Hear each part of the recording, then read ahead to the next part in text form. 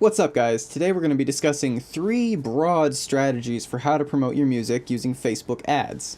So these are going to be 3 distinctly different methods, and you can just kind of pick which one you think suits you the best. The first, and probably the most well-known and most broadly used, is the like ad. So this is an ad that you run where the objective is to get page likes. What people will do is they will then create a very engaging Facebook page. In my video titled, "Your Band is Using Facebook Wrong," that is all about this method. So the end goal here is to build fans up who are really into what you're posting on Facebook, very engaged with your attitude as much as your music. Hold on. That's better. Sorry about that. And what this does is it's a way to build a relationship with your fans, who hopefully will then like you enough to support you by actually buying your music. Now, when I tried this method, I've formed some great relationships with some great fans. Now, this method absolutely can work, but to me it's not the most efficient or the most accessible. You know, you have to be really good at navigating Facebook's algorithm, which this is something a lot of people don't understand. Facebook prioritizes different things. So what they prioritize the most right now, I believe at the time of making this video, is Facebook Live events, followed by video, followed by pictures, followed by text only, followed by anything with a link in it. Yeah. So when all you're doing on Facebook is posting to your Bandcamp, Facebook doesn't show that to many people, and you may not notice. If you only have like 200 followers on there, you may not have too much of an issue reaching those 200 people. Once you get up to 10,000 or so, if it's not the right kind of post, Facebook's just gonna squash it. And that brings me to method 2, which is running cold traffic to your email list. The way this works is you use a traffic objective ad, which is literally just you want link clicks. Facebook will optimize, rather than people who will like your page, they will optimize for people who will click a link. And you're sending them to what's called a landing page, which is a page that encourages them to sign up for your email list in exchange for free music. And what's nice about this is that it cuts out all the garbage of navigating Facebook's algorithm and instantly just lets you connect with your fans. So an example landing page would be, there's a picture of you and your band, you got your download input form way over here, and in between you've got like press quotes and descriptions of your sound, as if you have to describe everything to someone who's never heard it before. Because again, the term cold traffic means it's traffic who doesn't even know who you are, as opposed to warm traffic, which is a familiar audience.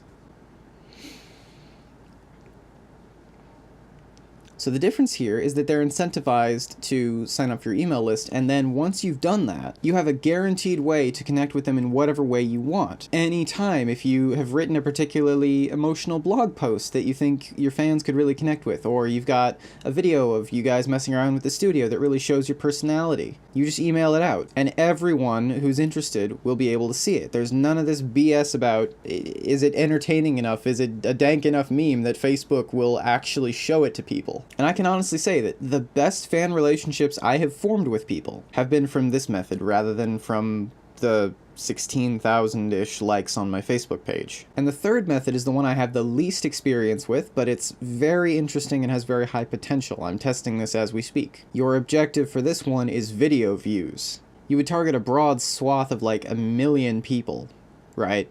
And then you run the objective video views. The problem with like ads is that it's optimized for people who click like sometimes without thinking.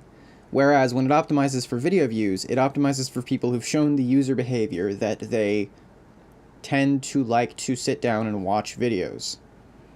And if they like what you have to offer, if it's an engaging video with an engaging headline, chances are they're going to like your page anyway. Now, in terms of price, the sweet spots for each of these is where it gets very interesting. So with like ads, you're doing well if you're down to around below 20 cents per like.